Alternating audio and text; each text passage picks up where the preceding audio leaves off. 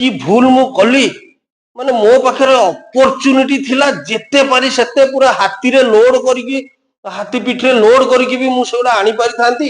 ମୁଁ କି ଭୁଲ କଲି ଆଉ ତାପରେ ସେ ଯେତେବେଳେ ତା ପରଦିନ ସକାଳୁ ଆଉ ଥରେ ସେଠିକି ଫେରି ଯିବାକୁ ଚାହିଁଛନ୍ତି ଆଉ ସେ ବାଟ ପାଇନାହାନ୍ତି କି ଆଉ ଫେରି ପାରିନାହାନ୍ତି।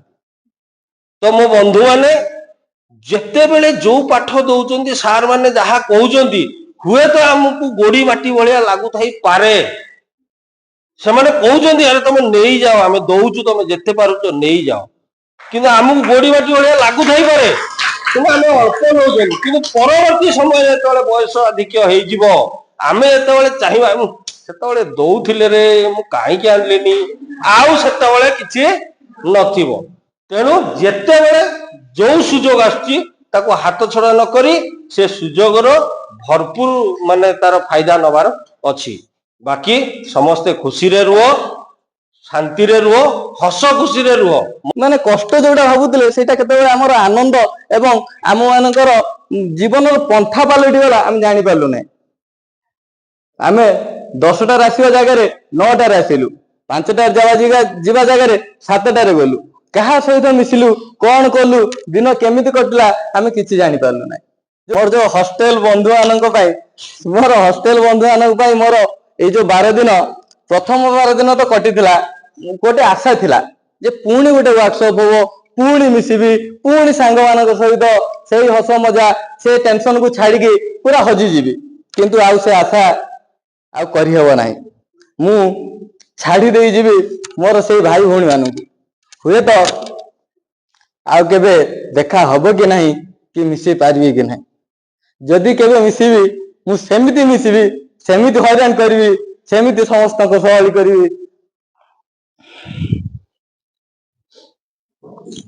କ୍ଷମା କରିବେ ଟିକେ ଭାବ ବିହଳ ହେଇଯାଉଛି କଣ କରିବି ସରି ତ ଗଲା ୟା ପରେ ଆଉ ସେ ଦିନ ଆସିବ ନା ମୁଁ ଆପଣ କରିବି ଯଦି ଦେଖିବି ଜଣକୁ ଦେଖିବି 2 ଜଣକୁ ଦେଖିବି ମନୋଜ ଭାଇ କଣ କରୁଛନ୍ତି ବୋଲି ମୁଁ ସ୍ମୃତିକୁ ପଚାରିବି ନା ମନୋଜ ଭାଇ ପାଖରେ ଥିବେ ନା ସ୍ମୃତି ପାଖରେ ଥିବ ନା 2 ଜଣକୁ ମୁଁ ସାଙ୍ଗରେ ପାଇପାରିବି। କ୍ଷମା କରି ନମସ୍କାର। ଆରେ ବହୁତ ଭଲ ସେ ଅଫିସିଆଲ କଥା। ଆପଣ ମାନେ ଖୁସି ତ? ଦୁଃଖରେ ଜଣେ କାନ୍ଦିବାକୁ ଆରମ୍ଭ କଲେଣି। ଏ ଭଳିର ବହୁତ ଦୁଃଖ କଣ ପାଇଁ ବହୁତ ଦୁଃଖ ହେଇଛି ଟିକେ କହିବେ କି?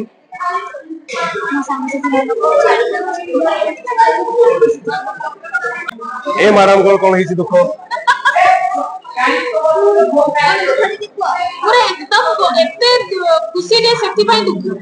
ମ୍ୟାଡାମ ଆମକୁ ଛାଡିକି ଚାଲିଯିବେ ନା ଆମେ ଅଛୁ ସବୁଦିନ ପାଇଁ। ସବୁଦିନ ଅଛନ୍ତି? ହଉ ଠିକ ଅଛି। ଏ ମ୍ୟାଡାମକୁ ଟିକେ କହିବା। ହଁ ଆମେ ବି ଅଛୁ କୁଆଡେ ଯାଉନୁ। ଏଇଠି 2ଟା ଭାଇ ଆମର ବସିଛନ୍ତି ସେମାନଙ୍କୁ ଆଉ ଇଚ୍ଛା ନାହିଁ ଯିବା ପାଇଁ। ଆମର ମାନେ ଏବେ ଯିବାକୁ ଇଚ୍ଛା ହଉନି 12 ଦିନର ଏଇ ଦିନ ମାନେ କେମିତି କଟିଗଲା ଜାଣିପାରିଲୁନି। ମିସ୍ କରିବୁ ସମସ୍ତଙ୍କୁ। ଧନ୍ୟବାଦ।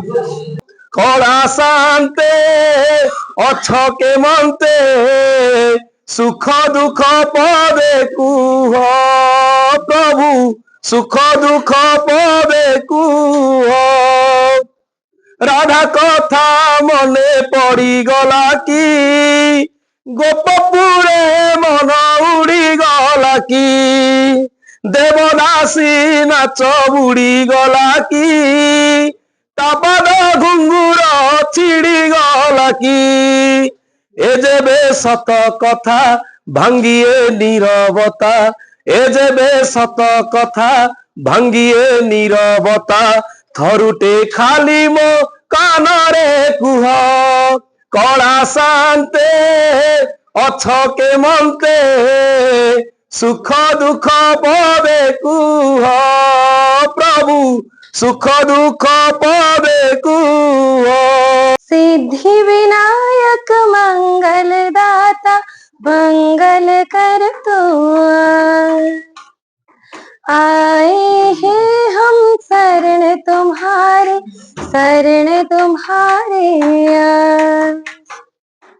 सिद्धि विनायक मंगल दाता मंगल कर तो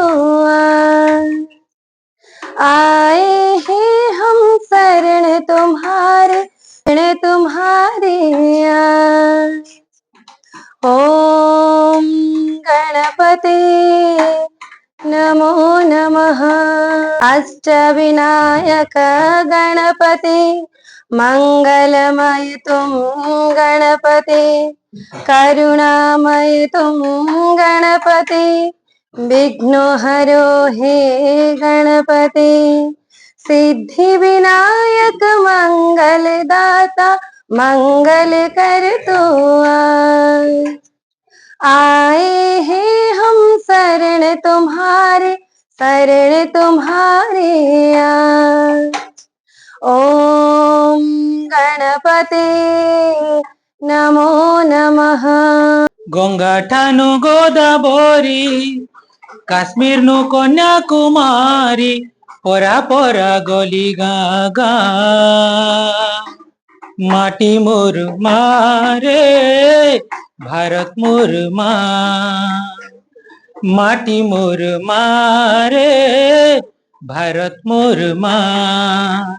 गंगा ठानु गोदावरी, काश्मीर नु कन्याकुमारी, गंगा ठानु गोदावरी, काश्मीर नु कन्याकुमारी, परा परा गली गाँ गाँ, माटी मोर मारे भारत मोर माँ, माटी मोर मारे भारत मोर माँ। जाति धर्म मोर अलगा रे, आमे गुटे मार छुआ, जाति धर्म मोर अलगा रे, आमे गुटे मार छुआ, आमे गुटे ही थी मारे पासे रहूं की दूरिया। गंगा ठानु गोदावरी, काश्मीर नु कन्याकुमारी, गंगा ठानु गोदावरी, काश्मीर नु कन्याकुमारी, परा परा गली गाँ गाँ, माटी मोर मारे भारत मोर माँ, माटी मोर मारे भारत मोर माँ।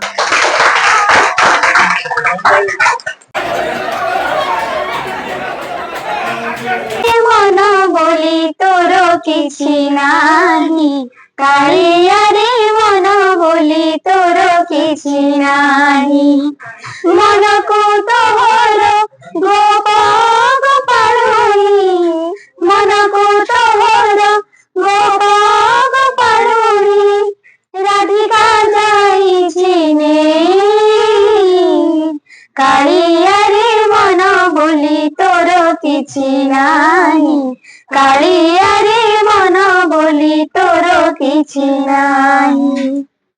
केतेबेले केमे मने पड़ी गले, मते तो पारंतु खोजी, मिछटारे तोते डाकन्ति जगते, मिछटारे तोते डाकन्ति भकते, मनुआ ठाकुर बोली, कालिया रे मन बोली तोर किछि नाही, कालिया रे मन बोली तोर किछि नाही।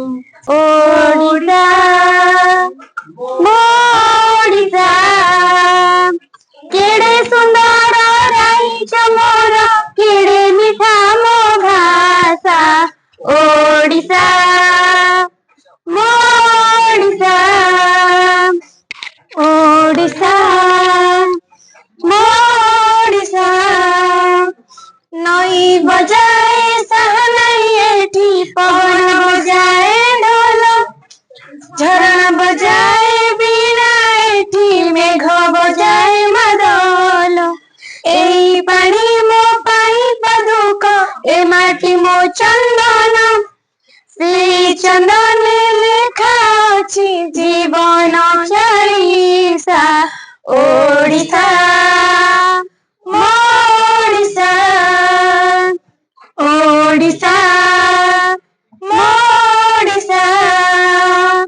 लंगल कथा बुझुछि खेत, खेत କଥା ବୁଝେ ଚାଷ ଓଡିଆ ମନ ଓଡିଆ ପ୍ରାଣ ବୁଝେ ପଖାଳ କଂସା ସେଇ କଂସାରେ ଖେଳୁଛି ସବୁ ଓଡିଆଙ୍କ ଆଶା ସେଇ ଆଶାରେ ବୁଣେ ସେମିତି ବାଇ ଚଢେଇ ବସା ଓଡିଶା ଓଡ଼ିଶା ଓଡ଼ିଶା ଓଡ଼ିଶା କେଡେ ସୁନ୍ଦର ଗାଇଛ ମୋର କେଡେ ମିଠା ମୋ ଭାଷା ଓଡ଼ିଶା ଓଡ଼ିଶା ଓଡ଼ିଶା ଓଡ଼ିଶା थैंक यू ନମସ୍କାର। ଯାଉ ଆମର ନିଜ ୱାର୍କସପଟି ସଫଳତାପୂର୍ଣ୍ଣ ସହ ଶେଷ ହେବାକୁ ଯାଉଛି।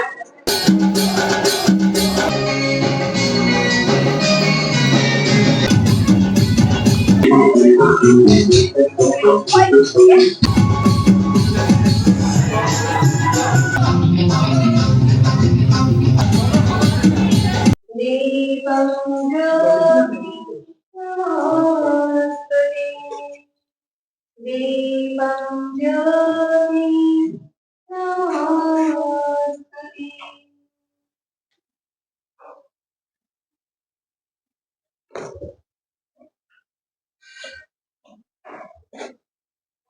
ମୁଁ ଦେଖିବା ଭିତରେ ଆପଣମାନଙ୍କୁ ମଧ୍ୟ କ୍ଲାସକୁ ମଧ୍ୟ ବହୁ ସାର୍ ମାନଙ୍କୁ ନେଇକି ଇଣ୍ଟ୍ରୋଡ୍ୟୁସ କରିଛି ତା ସହିତ ଯୋଉ ସାର୍ ମାନେ ଆପଣ ଜଣାଶୁଣା ମଧ୍ୟ ସେ କ୍ଲାସକୁ ଯାଇନି କିନ୍ତୁ ଆପଣଙ୍କ କ୍ଲାସ ଚାଲୁଥିବା ସମୟରେ ମୁଁ ସେ କ୍ଲାସ ପାଖରୁ ବୁଲିକି ଆସିଛି ମୁଁ ଦେଖିଛି ଆପଣମାନଙ୍କର ପାର୍ଟିସିପେସନ ଆପଣମାନେ ଯୋଉ ଇଣ୍ଟରେଷ୍ଟ ସାର୍ ମାନଙ୍କ ସହିତ ଇଣ୍ଟରାକ୍ସନ କରନ୍ତି ଏବଂ ଯୋଉଟା କି କରିବା କଥା ଆପଣମାନେ ସେ କାମ କରିଛନ୍ତି ତେଣୁ ଆପଣମାନଙ୍କର ବହୁତ କଷ୍ଟ ନେଇଛନ୍ତି ସତ କିନ୍ତୁ ଆପଣମାନେ ବହୁତ ବି ଶିଖିଛନ୍ତି ଏବଂ ଏଇଟା ଆପଣ ଶିଖିବାର ସମୟ ଆପଣ ଜଣେ ଜଣେ ଟିଚର ସୁମନ୍ତ୍ର ସାର୍ ସବୁବେଳେ କୁହନ୍ତି ଆପଣମାନେ ଟିଚର ତେଣୁ ଟିଚର ମାନେ ସେମିତି ଗୋଟେ ଆଇଡିଆଲ ହେବା ଦରକାର କାରଣ ସମାଜ ଆପଣଙ୍କୁ ସବୁବେଳେ ନଜର ଦଉଥିବ ତେଣୁ ଆପଣମାନେ ଯେମିତି ମାନେ ବ୍ୟବହାର କରିବେ ସମାଜ ସେଇଭଳି ଆପଣଙ୍କୁ ବ୍ୟବହାର କରିବ ଏବଂ ସେଇଭଳି ଏକ ସୁସ୍ଥ ସମାଜ ଗଢି ଉଠିବ ସେଥିପାଇଁ ଆପଣଙ୍କର ବହୁତ ବଡ କର୍ତ୍ତବ୍ୟ ଅଛି କାରଣ ଛୋଟ ପିଲାମାନଙ୍କ ପାଖରେ ଆପଣମାନେ ଅଛନ୍ତି ଯଦିଓ ଆମେ ବି ପିଲାମାନଙ୍କ ପାଖରେ ଅଛୁ ଟିକେ ଏଜେଡ୍ ପିଲାଙ୍କ ପାଖରେ ଆମେ ପାଠ ପଢଉଛୁ କିନ୍ତୁ ଆପଣ ଯୋଉ ମାନେ ଯୋଉ ମଣିଷ କାରଖାନା ଗଢା ଯୋଉଠି ହଉଛି ଯୋଉଠି ଛୋଟ ଛୋଟ ମାନେ ଯୋଉଟା ମାଟି ସଦୃଶ ଯୋଉଠି ହଉଛି ଆପଣ ସେଇ ଜାଗାରେ ହିଁ ଅଛନ୍ତି ମାଟିକୁ ଯେମିତି ପାତ୍ର କରାଯାଏ ସେଇଭଳି ଜାଗାରେ ଆପଣ ଅଛନ୍ତି ତେଣୁ ଆପଣମାନଙ୍କର ନିଷ୍ଠା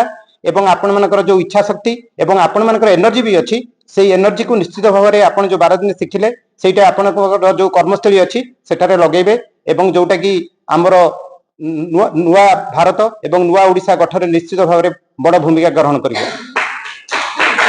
ସାର୍ ମାନଙ୍କ ସାମ୍ନାରେ ସମସ୍ତେ ଶିକ୍ଷକ ମାନଙ୍କୁ ଜଣେ ଶିକ୍ଷକ କଣ ବା ଅଭିଭାଷଣ ଦେବ ଇଏ ଦେବାର ବି ସମୟ ନୁହଁ ମୋର ଗୋଟିଏ ରିସର୍ଚ୍ଚ ହଉଛି ଯେ ମୁଁ ଠାକୁର ମୁଣ୍ଡାରେ ଥିଲାବେଳେ ମୁଁ ଯେତେବେଳେ ଛୋଟ ଥିଲି ଦେଖିଛି ଅନେକ ଲୋକ ଭାଲୁ ଆକ୍ରମଣରେ ଶିକାର ହେଇ ମେଡିକାଲକୁ ଆସନ୍ତି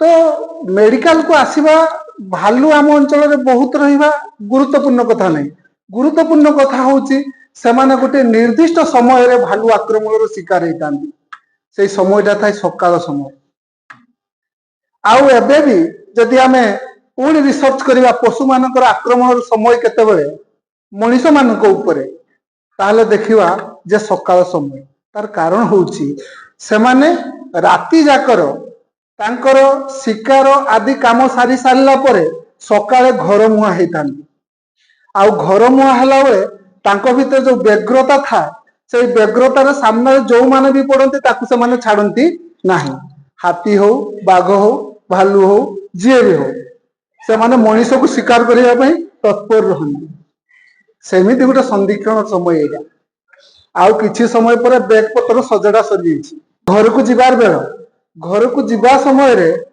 ଆମ ମାନଙ୍କର କଥା ଶୁଣିବାର ଚିନ୍ତା ଚେତନାଟା ଥିଲେ ବି ହୃଦୟ ଭିତରେ ତାହା ଯେ ଗ୍ରହଣୀୟ ହବ ମୁଁ ଟିକେ ଭାବି ପାରୁନାହିଁ ତଥାପି ବିଧିକୁ ସମ୍ମାନ ଦେଇକିରି ଦୀପକ କହିବା ଶ୍ରେୟ ମଣୁଛି 12 ଦିନ ହେଇଗଲା ମୁଁ ପ୍ରଥମ ମିଟିଂରେ କହିଥିଲି ଆମେ ସମୟ ସହିତ କେମିତି ଛଳନା କରୁଛନ୍ତି ଅଧିକ ଦିନ ବଞ୍ଚିବାକୁ ଚାହୁଁଛନ୍ତି, ଶୀଘ୍ର ସମୟ କଟୁ ବୋଲି କହୁଛନ୍ତି। ସମୟ କଟିଗଲା, 12 ଦିନ ହେଇଗଲା, ଅନେକ ଉପଲବ୍ଧି ଆସିଲା। ସାର୍ ମାନଙ୍କର, ଯୋଉ ସାର୍ ମାନେ ଆସିକି ଟକ୍ ଦେଲେ, ଗବେଷଣାର କଥା କହିଲେ, ହୃଦୟକୁ ଛୁଇଁଲା ବି ନାହିଁ। ମୁଁ 2-3ଟା କ୍ଲାସ ଭିତରେ ନ ବସିଥିଲେ ବି ବାହାରୁ ଦେଖିଛି। ପାର୍ଟିସିପେସନ ବହୁତ ଭଲ ଥିଲା। ଖୁସିରେ ପାଠ ପଢେଇବାର ଇଚ୍ଛା ଆପଣ ମାନଙ୍କ ଭିତରେ ଥିଲା। ପାଠ ଗ୍ରହଣ କରାଗଲା, ପାଠ ପଢାଗଲା। ପାଠ ପଢିବା ଅପେକ୍ଷା 12 ଦିନ କେମିତି କଟିବ ସେ ଚିନ୍ତାଟା ଅଧିକ ଥିଲା। ସେ ଚିନ୍ତା ଭିତରେ ଏଇ ସାର୍ଟିଫିକେଟଟା ନେଇକି ଆମର କ୍ୟାରିୟରରେ କେମିତି ଯୋଡ଼ିବୁ ସେ ଚିନ୍ତା ବହୁତ ଥିଲା। କିନ୍ତୁ ସେଇ ଚିନ୍ତା ଭିତରେ ବି ଅନେକ ସ୍ମୃତି ସବୁ ଏକାଠି ବାନ୍ଧି ହେଇଗଲା। ଗଲା ଥର ଏକାଠି ଥିଲେ, ଏଥର ଏକାଠି ଥିଲେ।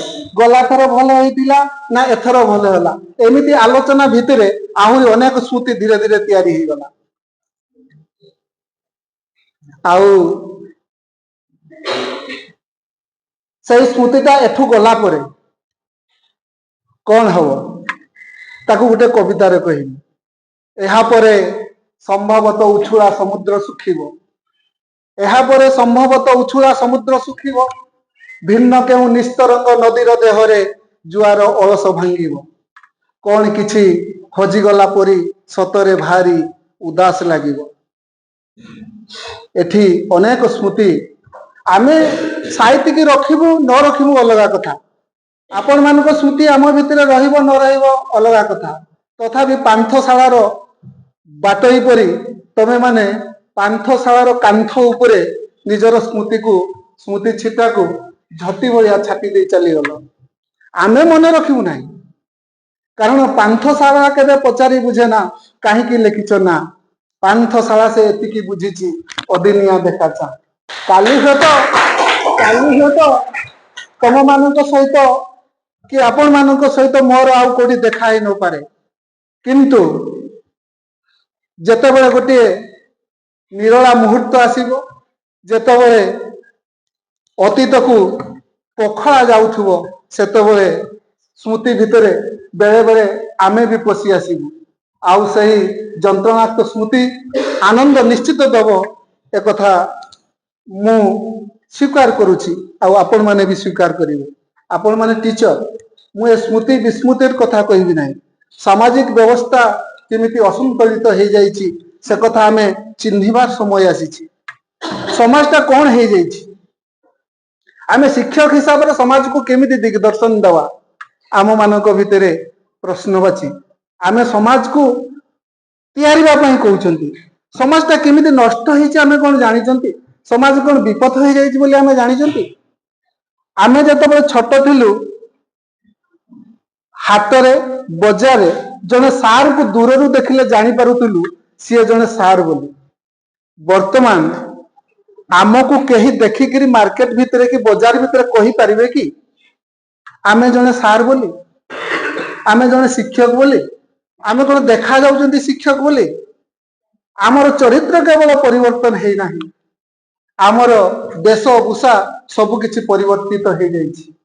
ଏହାର କାରଣଟା ଆମେ ନୁହଁ, ଏହାର କାରଣଟା ହଉଛି 1994 ମସିହାରେ ଯୋଉ ଗ୍ୟାଟ ରାଜିନାମା ହେଲା, ଆମ ଭିତରକୁ ପଳେଇ ଆସିଲା। ଆମ ପରମ୍ପରାରେ ତାର ପ୍ରଭାବ ପଡିଲା, ଆମ ସଂସ୍କୃତିରେ ପ୍ରଭାବ ପଡିଲା, ଆଉ ଆମ ଶିକ୍ଷା ବ୍ୟବସ୍ଥାରେ ବି ପ୍ରଭାବ ପଡିଲା। ଆମେ ଯେତେବେଳେ ଛୋଟ ଥିଲୁ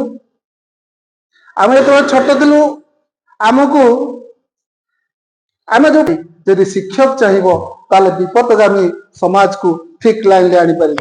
ଆପଣ ମାନେ ସମସ୍ତେ ଶିକ୍ଷକ, ଆପଣ ମାନଙ୍କ ଭିତରେ ସେଇ ଆହ୍ୱାନ ଦଉ ଏ ସମାଜକୁ କେମିତି ଶୃଙ୍ଖଳିତ କରି ଆମର ମହାଭାରତୀୟ ଚେତନାର ଯୋଉ ଶିକ୍ଷକତା ଥିଲା ତା ପୁନର୍ବାର ଆସିବ।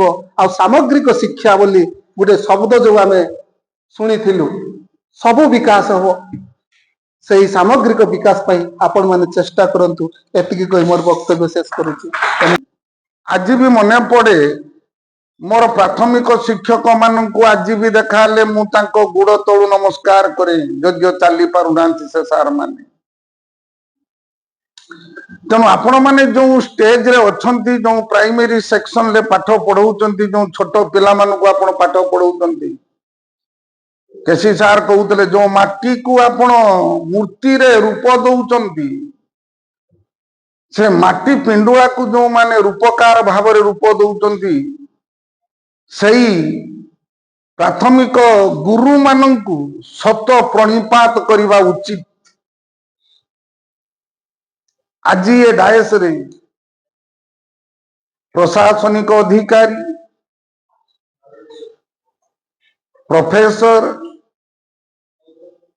ଯୋଉମାନେ ଆଜି ଏଠି ଏତେ ବଡ ହେଇଛନ୍ତି, ଇଏ ସମସ୍ତେ ଦିନେ ପ୍ରାଥମିକ ବିଦ୍ୟାଳୟରେ ପାଠ ପଢୁଥିଲେ। କିଏ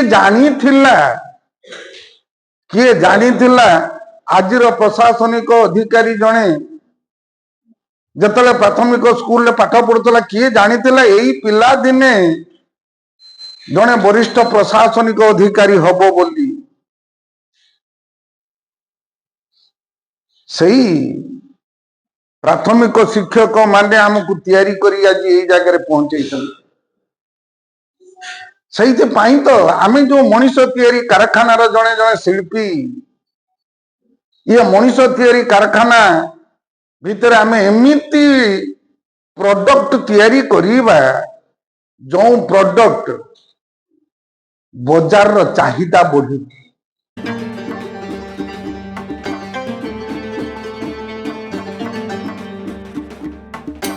who has guided and done all the work successfully as I felt.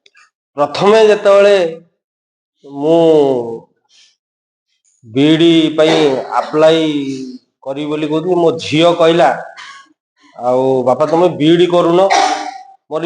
ମତେ ସେ ଇନ୍ସପାୟାର କରିଛି, +2 ପଢୁଛି, ସେ ମତେ କହିଲା ବାପା ତମେ ବିଇଡି କରୁନ, କାହିଁ ଏତିକିରେ ଷ୍ଟପ୍ ହେଲା? ମୁଁ କହିଲି ବିଇଡି କରିକି ଆଉ କଣ ହବ? ନା ବାପା ପ୍ରମୋସନ ପାଇବ। ମୁଁ କହିଲି ହଉ, ଝିଅ ଇଚ୍ଛା ପୂରଣ କରିବା। କଲି ବିଇଡି। ଯାହା ହଉ ବହୁତ କିଛି ମୁଁ କର୍ମ ଜଞ୍ଜାଳ ବ୍ୟସ୍ତ ଭିତରେ କିଛି କିଛିଟା ମୋର ଗ୍ୟାପ୍ ରହୁଥିଲା, ଯାହାଫଳରେ ମୁଁ କିଛି ଇନଫର୍ମେସନ ପାଉନଥିଲି। ସେଥିପାଇଁ ମୋର ଜଣେ ଝିଆରୀ ଅଛି ବବିତା, ସେ ମୋତେ ବହୁତ ହେଲ୍ପ କରିଛି, ସବୁ ଇନଫର୍ମେସନ ମତେ ଦିଏ, ଆଉ ଏଇଟା କରିବାକୁ ପଡିବ, ସେଇଟା କରିବାକୁ ପଡିବ। ଇଏ ଫାର୍ଷ୍ଟରେ ଯାଉ ୱାର୍କସପ୍ ପ୍ରଥମେ ଆସିଲି।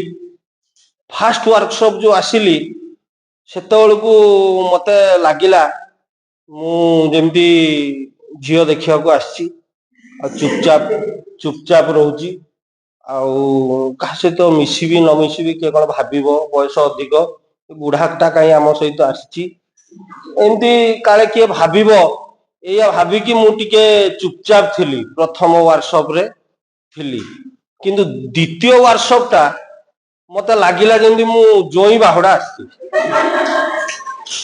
କାହିଁକି? ସେଇଭଳିଆ ଚର୍ଚ୍ଚା, ମାନେ ସେଇଭଳିଆ ଏଣ୍ଟରଟେନମେଣ୍ଟ, ସେଇଭଳିଆ ଆତିଥ୍ୟ ଯୋଉ ମିଳିଲା, ମାନେ I am feeling very much proud. ମାନେ ମୁଁ ଭାବି ପାରିନଥିଲି ଯେ ମୋ ସାଙ୍ଗରେ ଆପଣ ମାନେ ଏତେ ମାତ୍ରାରେ ମିଶି ପାରିବେ। ଏଇ ଯୋଉ ବୟସର ତାରତମ୍ୟକୁ ଭୁଲିକି ମୁଁ ବି ଚେଷ୍ଟା କରିଛି ମୋ ବୟସଠୁ ତଳକୁ ଖସିକି କେମିତି ଆପଣ ମାନଙ୍କ ସାଙ୍ଗରେ ମିଶିବି, ସେଥିପାଇଁ ମୁଁ ଭରପୁର ଚେଷ୍ଟା କରିଛି। ଯାହା ମୁଁ ଭାବୁଛି ମୋ ଚେଷ୍ଟାରେ ମୁଁ ସଫଳ ହେଇଛି। ବାକି ସମସ୍ତେ ତ କିଏ ଶିକ୍ଷକତା ଜୀବନ ଆରମ୍ଭ କରିଛନ୍ତି, କିଏ ଆରମ୍ଭ କରିବାକୁ ଯାଉଛନ୍ତି, ଏଇ ଭିତରେ ସମସ୍ତେ ଅଛନ୍ତି। ବାକି ସମସ୍ତଙ୍କର ଉଦ୍ଦେଶ୍ୟ ସେଇ ଶିକ୍ଷକତା ଭିତରେ, କିଏ ପ୍ରାଇମେରୀ ହଉ, ଅପର ପ୍ରାଇମେରୀ ବା କଲେଜ ଲେବୁଲ, ବା କିଏ ଶିକ୍ଷା କ୍ଷେତ୍ରରେ ପ୍ରଶାସନିକ ଅଧିକାରୀ ହବାର ବି ଅଭିଳାଷା ରଖିଛନ୍ତି। ତେଣୁ ଯାହା ଶିକ୍ଷାକୁ ନେଇକି ଆମେ ସମସ୍ତେ ଏକଜୁଟ ହେଇଛନ୍ତି। ଭଗବାନଙ୍କ ପାଖରେ ମୋର ଏତିକି ପ୍ରାର୍ଥନା ରହିବ, ସମସ୍ତଙ୍କର ମନସ୍କାମନା ପୂର୍ଣ୍ଣ କରନ୍ତୁ। ଆଉ ଏଇ ଯୋଉ ପ୍ଲାଟଫର୍ମ ଆମେ ପାଇଛନ୍ତି, ଯୋଉ ଭଳିଆ ଫ୍ୟାକଲ୍ଟି ମେମ୍ବର୍ସ, ମାନେ ରିଏଲି ମୁଁ ବହୁତ ଟ୍ରେନିଂ ଯାଇଛି ଭୁବନେଶ୍ୱର ବହୁତ ରିସୋର୍ସ ଇଏ ଗୁଡାକରେ 5 ଦିନ 6 ଦିନ ୱାର୍କସପରେ ଯାଇଛି। କିନ୍ତୁ ଯୋଉ ଫ୍ୟାକଲ୍ଟି ମେମ୍ବର୍ସ ମାନେ ଆମ ସହିତ ମିଶିକି ଆମକୁ ଯୋଉ ଟ୍ରେନିଂ ଦେଲେ, ରିଏଲି ପ୍ରେଜୱାର୍ଦି। ଆଉ କୋଅର୍ଡିନେଟର ସାରଙ୍କ କଥା କଣ କହିବି, ମାନେ ଆକ୍ଚୁଆଲି ଏମ୍ପାଥି କଣ ତାଙ୍କ ପାଖରୁ ଶିଖିବାର ଅଛି। ଏମ୍ପାଥି କଣ ତାଙ୍କ ପାଖରୁ ଶିଖିବାର ମାନେ ଯେମିତି ଓଡିଆରେ ଗୋଟେ ଅଛି କଥା ମଳୁ ଖୋଜୁଥାଏ ଯାହା ବୈଦ ବତାଏ ତାହା ମାନେ ଆପଣ ମାନଙ୍କର ଆବଶ୍ୟକତାଟା ଯାହା ଆପଣ ମନେ ମନେ ଖୋଜୁଥାନ୍ତି ସାଙ୍ଗେ ସାଙ୍ଗେ ସାର୍ ତାହା ପ୍ରୋଭାଇଡ କରିଦିଅ କାଁ ଭା କେତେଟା ଜାଗାରେ ଟିକେ ମତେ ଇଏ ଲାଗିଲା ତାକୁ ମୁଁ ପ୍ରକାଶ କରିବି ମାନେ ମନ ଭିତରେ ଅଛି ତାକୁ ପ୍ରକାଶ କରିବି ଗୋଟେ ହେଲା ଟିକେ ଖାଦ୍ୟ 12 ଦିନ ହେଲା ଖାଦ୍ୟଟା ଟିକେ ଯୋଉ ଆରେଞ୍ଜ କରିଥିଲେ ମୋ ଭାଇ ମାନେ ହୁଅନ୍ତୁ ବା ଯିଏ ହୁଅନ୍ତୁ ଆରେଞ୍ଜ କରିଥିଲେ ସେ ଭାଇ ମାନଙ୍କୁ କହିବି ଆଉ ଟିକେ ଖାଦ୍ୟଟା ଆଉ ଟିକେ ଭଲ ହେଲେ ଆଉ ଟିକେ ମଜାଟା ଆସିଥାନ୍ତା ମାନେ ମୁଖ୍ୟ ହଉଛି ଖାଦ୍ୟ ପେଟରେ ଥିବ ଭୋକ ଯଦି ପେଟେ ଖାଇ ନଥିବା ତାହେଲେ ପାଠ ସବୁ ଉପରେ ଉପରେ ପଳେଇବ ତେଣୁ ପେଟଟା ଯଦି ଠିକ ଠାକ ଅଛି ମନ ଯଦି ଖୁସ ଅଛି ଯାହା ପଢିବା ବି ତାହା କାମରେ ଲାଗିବ ସିଏ ଗୋଟେ କଥା ଆଉ ବାକି ସବୁ ଠିକ ଟଏଲେଟର ଟିକେ କାମ ଅସୁବିଧା ଥିଲା କୋଉଠି କେମିତି ଟିକେ ବାକି ସବୁ ଠିକ ଆଉ ସେମିତି ଓଭରଅଲ ସବୁ ଜିନିଷ ଠିକ ଠାକ ଥିଲା କହିଲି ପୁରା ଏମ୍ପାଥି ପୁରା ଦେଖି ସାର୍ ସବୁ କରିଛନ୍ତି ଆଉ ଆସାଇନମେଣ୍ଟ ଭଲ ମନ୍ଦ ଯେମିତି ସବୁ ଠିକ ସମୟରେ ସବୁ ଟାଇମଲି ଯାହା କ୍ଲାସ ଯୋଉଗୁଡା ଏକଦମ ପରଫେକ୍ଟ ଟାଇମଲି ହବା କଥା ସବୁ ହେଇଛି ଆଉ ସେଥିପାଇଁ ଆମେ ବହୁତ ଖୁସି ଯେ ପୁରା ଗ୍ରାଣ୍ଡ ସକ୍ସେସଫୁଲ ଦିଟା ଯାକ ୱାର୍କସପ 1 ଆଉ ୱାର୍କସପ 2 ପୁରା ଗ୍ରାଣ୍ଡ ସକ୍ସେସ ଆଉ ମୁଁ ତ ବହୁତ ଖୁସି ଆପଣ ମାନେ ଖୁସି ତ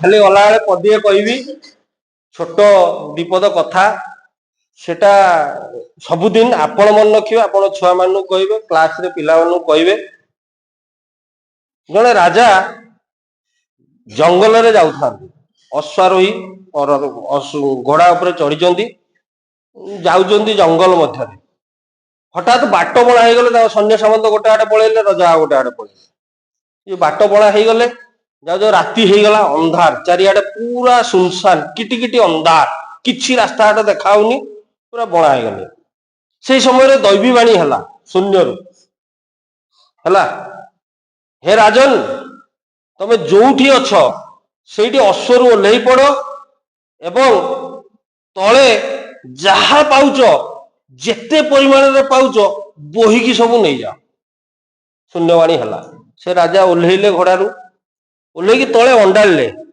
ଯାହା ସବୁ ପଡିଛି କହିଲେ ଅଣ୍ଡାଳିଲେ ଆଉ ସବୁ ଗୋଡି କଣ ଲାଗିଲା ହାତକୁ ଅନ୍ଧାର ହେଇଛି କିଛି ଦେଖା ହଉନି ଅଣ୍ଡାଳିଲେ ଗୋଡି ଲାଗିଲା କହିଲା ଏଇଟା କଣ ଗୋଡି ଗୁଡା କଣ ନେବି ଏଇଟା ଏତିକି ତଥାପି ଯେହେତୁ ଶୂନ୍ୟବାଣୀ ହେଇଛି ସେଥିରୁ ଅଳ୍ପ କିଛି ତାଙ୍କ ମୂଳାରେ ପୁରେଇକି ସେ ନେଇକି ଆସିଲା ବେଳକୁ ପୁଣି ଶୂନ୍ୟବାଣୀ ହେଲା ରାଜନ ତାକୁ ଆଉ ରାତିରେ ଆପଣ ଖୋଲିବେନି ସକାଳ ଯେତେବେଳେ ହବ ସକାଳ ହେଲା ପରେ ଆପଣ ତାକୁ ଖୋଲିବେ ରାଜା ପଳେଇ ଆସିଲେ ଯେମିତି ଖୋଜାଖୋଜି କରିକି ବାଟ ଯାହା ପାଇଲେ ନଅରକୁ ଫେରି ଆସିଲେ ତାପରେ ଆଉ ରାତି ନିଦ ହେଇନି ସକାଳୁ ଉଠିକି ଆଗେ କେମିତି ମୁଣା ଖୋଲିବି ମୁଣାରେ ଯେତେବେଳେ ଖୋଲି ଦେଇଛନ୍ତି ତା ଭିତରେ ହୀରା ଲୀଳା ମୋତି ମାଣିକ ଭର୍ତ୍ତି ହେଇକି ଅଛି ସେ ମୁଣା ଭିତରେ ରାଜା ଆଶ୍ଚର୍ଯ୍ୟ ହେଇଗଲେ କହିଲେ ମୁଣ୍ଡ ବାଡେଇ ଦେଲେ କହିଲେ କି ଭୁଲ ମୁଁ କଲି ମାନେ ମୋ ପାଖରେ ଅପରଚ୍ୟୁନିଟି ଥିଲା ଯେତେ ପାରି ସେତେ ପୁରା ହାତୀରେ ଲୋଡ କରିକି ହାତୀ ପିଠିରେ ଲୋଡ କରିକି ବି ମୁଁ ସେଗୁଡା ଆଣିପାରିଥାନ୍ତି ମୁଁ କି ଭୁଲ କଲି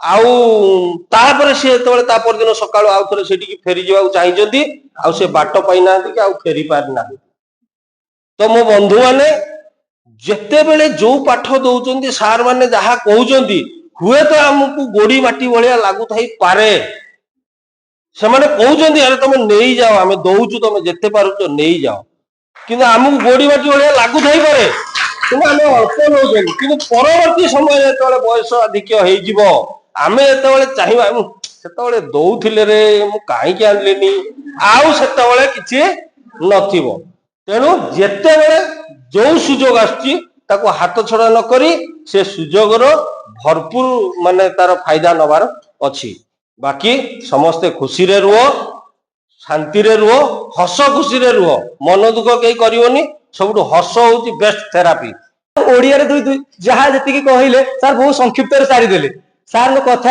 ଆରମ୍ଭ ହେଲେ ଇଚ୍ଛା ହୁଏ ସାର୍ କହି ଚାଲନ୍ତୁ ଆମେ ଶୁଣି ଚାଲୁ। ମନ କେବେ ଭରେ ନାହିଁ। ଆଉ କେବେ ସେ ସୁଯୋଗ ମିଳିବ କି ନାହିଁ ଜାଣିନାହିଁ, କିନ୍ତୁ ଯେତିକି ଶୁଣିଲି ଚେଷ୍ଟା କରି ମୋ ଜୀବନରେ କାମରେ ଲଗେଇବି। ଆଉ ସବୁ ଗୁଡିକ ମନେ ରଖି ମୋ ପିଲା ମୁଁ ଯୋଉମାନଙ୍କୁ ପଦଦୀପ ଯାହା ଶିଖିଛି କହୁଛି ସେଇମାନଙ୍କ ପାଖରେ କାର୍ଯ୍ୟକାରୀ କରିବି। ମନୋଜ ସାର୍ ଦିଟା ୱାର୍କସପ ରେ ସାର୍ଙ୍କର ପଢେଇବାର ଷ୍ଟାଇଲ କଣ, ସାର୍ ପିଲାମାନଙ୍କ ସହିତ କେତେ ମିଶନ୍ତି, ପିଲାମାନେ କଣ ଖୋଜୁଛନ୍ତି ସେଟା ଆପଣ ଭଲ ଭାବେ ଜାଣିଛନ୍ତି। ସାର୍ କେତେ ବୁଝନ୍ତି ଆଉ କେମିତି ଆପଣ ମାନଙ୍କୁ ଦିଅନ୍ତି। ତେଣୁ ସମସ୍ତ ନିକଟରେ ଚିର ଋଣୀ। ବିଶେଷ କରି ମୋର ଯୋଉ ସାଙ୍ଗସାଥି ଭାଇ ବନ୍ଧୁ ମାନେ ବହୁତ କିଛି ଆପଣ ମାନଙ୍କ ଠାରୁ ଶିଖିଲି। ଯଦି ଯେତିକି ଦିନ ଆପଣ ମାନଙ୍କ ସହିତ କାମ କରିବା ସୁଯୋଗ ପାଇଲି, ଯେତିକି ଦିନ ରହିଲି, ଯଦି କିଛି ଭୁଲ କରିଥାଏ କ୍ଷମା କରିଦେବେ। ସାନ ଭାଇଟା ରାଗିଯାଏ, କେବେ କଣ କହିଦିଏ। ସମସ୍ତଙ୍କ ଚଲାପଥ କୁସୁମିତ ହଉ, ସମସ୍ତେ ଭଲରେ ରୁହନ୍ତୁ, ଏତିକି ମା ତାରିଣୀଙ୍କ ନିକଟରେ ପ୍ରାର୍ଥନା। ଯିବା ପୂର୍ବରୁ ଗୋଟେ ପଦ କହିବି, ଆଜି ଆସିବା ସମୟରେ ସମସ୍ତଙ୍କ ମନରେ ବ୍ୟଗ୍ରତା ଥିଲା କେମିତି ଆମେ ଜଲ୍ଦି ସାରି ଦେଇକି ପଳେଇବା, କିନ୍ତୁ ଆସିକି ବସିଗଲା ପରେ କାହିଁ କାହାକୁ ଦେଖି ଜଣକୁ ଦେଖିଲେ ବି ଲାଗୁନି କେହି ଯିବାକୁ ଚାହୁଁଛନ୍ତି। ମାନେ ଶେଷ ମାନେ ପ୍ରାୟ ବହୁ ଜଣଙ୍କୁ ଲାଗୁଛି ଏଇଟା ଶେଷ ଦେଖା, ଆପରେ ସତରେ ଦେଖା ହବ କି ନାହିଁ ଜାଣିନାହାନ୍ତି। କିନ୍ତୁ ମୁଁ ବୁଝେ ସମ୍ପର୍କ ସେଇଟା ଯୋଉଟା ଦୂରକୁ ଚାଲିଗଲା ପରେ ଆରମ୍ଭ ହୁଏ। ଆମେ ତ ପାଖରେ ଥିଲେ ଝଗଡା ଲାଗିଲେ ବି ମିଶିଯିବା, କିନ୍ତୁ ଦୂରକୁ ଚାଲିଗଲା ପରେ ଯୋଉଟା ଆରମ୍ଭ ହୁଏ ସେଇଟା ହଉଛି ସମ୍ପର୍କ। ଆଶା ପୂଜ୍ୟ କୁଳ ସଚିବ ମହୋଦୟ, ପୂର୍ବତନ କୁଳ ସଚିବ ମହୋଦୟ ଏବଂ ଆମର ସୂତ୍ରଧର, ଆମକୁ ସୂତାକ୍ଷରେ ବାନ୍ଧି ରଖିଥିବା କୋଅର୍ଡିନେଟର ସାର୍ ମହୋଦୟ ଏବଂ ଆସିଷ୍ଟାଣ୍ଟ କୋଅର୍ଡିନେଟର ସାର୍ ମହୋଦୟ ଏବଂ ଆମ ସଭିଙ୍କର ପ୍ରିୟ ଏବଂ ଆମ ସଭିଙ୍କୁ ଗୋଟେ ଛାତ୍ର ନୁହଁ ବନ୍ଧୁ ପରି ଦେଖୁଥିବା ଆମ ପ୍ରିୟର ମନୋଜ ସାର୍, ସମସ୍ତଙ୍କୁ ନମସ୍କାର। ଏ ଭିତରେ କେତେବେଳେ ଦୁଇଟା ୱାର୍କସପ ବିତିଗଲା ଜଣା ପଡିଲା ନାହିଁ। ପ୍ରଥମ ୱାର୍କସପ ଏତେ ୱାର୍କ ବୋର୍ଡନ ଥିଲା ଯେ ଆମେ ଭାବୁଥିଲୁ କେମିତି ମାନେ ଏକୁ ସାରିବୁ, କେମିତି କରିବୁ, ଆସାଇନମେଣ୍ଟ କ୍ଲାସ ପରେ କ୍ଲାସ, 9:30 ଆସିବୁ ଯାଉ ଯାଉ 6 ହେଇଯିବ। ଏତେ ପ୍ରେସର କଣ, ଏତେ ପ୍ରେସର ଦିଆଯାଏ ପିଲାମାନଙ୍କୁ। ଆମେ 10:30 ସ୍କୁଲ ଯିବୁ, 3:30 ପଳେଇ ଆସିବୁ। ଏଇଆ ଭାବୁ ଅଧଘଣ୍ଟେ ପରେ ଯିବୁ, ଅଧଘଣ୍ଟେ ଆଗରୁ ପଳେଇ ଆସିବୁ, କିନ୍ତୁ ଏଠି ଅଧଘଣ୍ଟେ ଆଗରୁ ଯାଇକି 2 ଘଣ୍ଟା ପରେ ଆସୁଛୁ। କେମିତି ହବ, ଏତେ ପ୍ରେସର ଆମେ କେମିତି ନବୁ, ଏଇଆ ଭାବୁଥିଲୁ। କିନ୍ତୁ ଭାବୁ ଭାବୁ କେତେବେଳେ ଯେ ସେହି ମାନେ କଷ୍ଟ ଯୋଉଟା ଭାବୁଥିଲେ ସେଇଟା କେତେବେଳେ ଆମର ଆନନ୍ଦ ଏବଂ ଆମ ମାନଙ୍କର ଜୀବନର ପନ୍ଥା ପାଲଟି ଗଲା ଆମେ ଜାଣିପାରିଲୁ ନାହିଁ। ଆମେ 10ଟାରେ ଆସିବା ଜାଗାରେ 9ଟାରେ ଆସିଲୁ, 5ଟାରେ ଯିବା ଜାଗାରେ 7ଟାରେ ଗଲୁ। କାହା ସହିତ ମିଶିଲୁ, କଣ କଲୁ, ଦିନ କେମିତି କଟିଲା ଆମେ କିଛି ଜାଣିପାରିଲୁ ନାହିଁ। ଯୋଉ କୁହନ୍ତି ଯେ ଶିକ୍ଷକ ଜଣେ ପିଲାର ବନ୍ଧୁ ହବା ଦରକାର, ସେଟା କେମିତି ହୁଅନ୍ତି ମୁଁ ସାରଙ୍କ ପାଖକୁ ଶିଖିଲି। କେସି ସାର୍ କେବେ ଆମକୁ ପିଲା ବୋଲି ଭାବି ନାହାନ୍ତି, କେବେ ଆମକୁ ମାନେ କେବଳ ନିଜର ବନ୍ଧୁ ବୋଲି ଭାବିଛନ୍ତି। ସାର୍ କୁହନ୍ତି you are my colleague, you are not my student. ମାନେ କେମିତି ସାର୍ ଏମିତି କହିପାରୁଛନ୍ତି, ଏତେ ବଡ ପର୍ସନାଲିଟି ଆମେ ମାନେ କିଛି ଛୋଟ ଛୋଟ କୀଟ ଆମ ମାନଙ୍କ ସହିତ ସାର୍ ଏମିତି ମିଶିଛନ୍ତି ଯେ ଯାହା ହଉ ବହୁତ ବହୁତ ଧନ୍ୟବାଦ ସାର୍। ମୁଁ ଆପଣଙ୍କ ପାଖରୁ ବହୁତ କିଛି ଶିଖିଲି, ଆମ ସାର୍ ମାନଙ୍କ ପାଖରୁ ବହୁତ କିଛି ଶିଖିଲି। ଆଉ ସ୍ୱତନ୍ତ୍ର ଧନ୍ୟବାଦ ଦେବି ମୋର ଯୋଉ ହଷ୍ଟେଲ ବନ୍ଧୁ ମାନଙ୍କ ପାଇଁ। ମୋର ହଷ୍ଟେଲ ବନ୍ଧୁ ମାନଙ୍କ ପାଇଁ ମୋର ଏଇ ଯୋଉ 12 ଦିନ, ପ୍ରଥମ 12 ଦିନ ତ କଟିଥିଲା, ଗୋଟେ ଆଶା ଥିଲା ଯେ ପୁଣି ଗୋଟେ ୱାର୍କସପ ହବ, ପୁଣି ମିଶିବି, ପୁଣି ସାଙ୍ଗମାନଙ୍କ ସହିତ ସେଇ ହସ ମଜା, ସେ ଟେନସନକୁ ଛାଡିକି ପୁରା ହଜିଯିବି। କିନ୍ତୁ ଆଉ ସେ ଆଶା ଆଉ କରିହେବ ନାହିଁ। ମୁଁ ଛାଡି ଦେଇଯିବି ମୋର ସେଇ ଭାଇ ଭଉଣୀ ମାନଙ୍କୁ। ହୁଏତ ଆଉ କେବେ ଦେଖା ହବ କି ନାହିଁ, କି ମିଶି ପାରିବି କି ନାହିଁ। ଯଦି କେବେ ମିଶିବି ମୁଁ ସେମିତି ମିଶିବି, ସେମିତି ହଇରାଣ କରିବି, ସେମିତି ସମସ୍ତଙ୍କ ସହ କରିବି। କ୍ଷମା କରିବେ, ଟିକେ ଭାବ ବିହ୍ୱଳ ହେଇଯାଉଛି, କଣ କରିବି, ସରି ତ ଗଲା। ୟା ପରେ ଆଉ ସେ ଦିନ ଆସିବ ନା ମୁଁ ଆପଣ କରିବି। ଯଦି ଦେଖିବି ଜଣକୁ ଦେଖିବି, 2 ଜଣକୁ ଦେଖିବି, ମନୋଜ ଭାଇ କଣ କରୁଛନ୍ତି ବୋଲି ମୁଁ ସ୍ମୃତିକୁ ପଚାରିବି, ନା ମନୋଜ ଭାଇ ପାଖରେ ଥିବେ ନା ସ୍ମୃତି ପାଖରେ ଥିବ, ନା 2 ଜଣକୁ ମୁଁ ସାଙ୍ଗରେ ପାଇପାରିବି। କ୍ଷମା କରି ନମସ୍କାର। ମୁଁ ଆଉ କିଛି କହିକିରି ଯେ ଅଧିକ କିଛି ଖୁସି କରିପାରିବି ସେ ଭାବନା କାହିଁ ମୋର ଆସୁନି। ଯାହା ବି ହଉ, ଯେହେତୁ ଆଜିକାର ଏ ଉଦ୍ଯାପନୀ ଉତ୍ସବ गत 12 दिनिया शिक्षा स्नातकर द्वितीय कर्मशाଳାର आज अंतिम दिवस। जेहेतु मते अध्यक्षता करिया पई अनुरोध करागला एवं मुख्य अतिथि भाव में आसी जोग देइछि, निश्चित भाव में शेष में कई पद वार्ता रखिबी।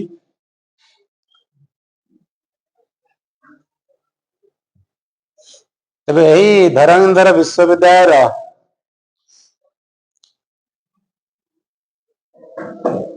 आमर जो इंदिरा गांधी जातीय मुक्त विश्वविद्यालय शिक्षा केंद्र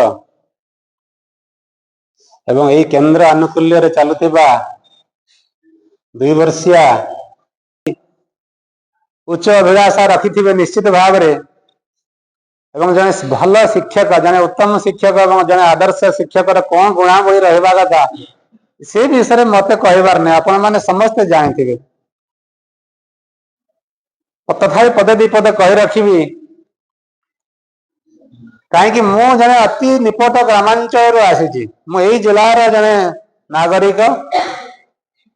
यही शिक्षानुष्ठान मात्र 22 किलोमीटर कि 23 किलोमीटर हेब मोर निजर बासस्थान पाटना ब्लॉक प्रथम पंचायत। एपटू जदि जीवा आमर दीपटे जाई परिबा, एपटे राजरास्तार जाइकरी भी जाई हेबो किंबा सेपटे ओडिशा यांत्रिक बा खणी एवं यांत्रिक विद्यालय जाइकरी भी आम रास्ता अछि। तो मु एई विद्यालय भी छात्र थिली, युक्त 2 छात्र थिली।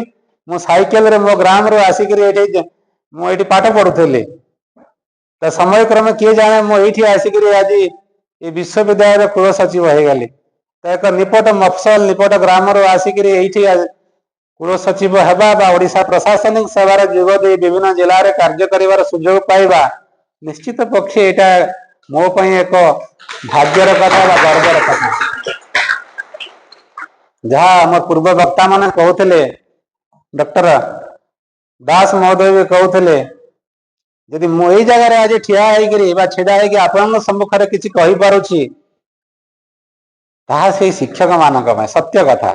एथिरे आ कौन सी संदेह नहीं। जने उत्तम शिक्षक जो कहूछि जने आदर्श शिक्षक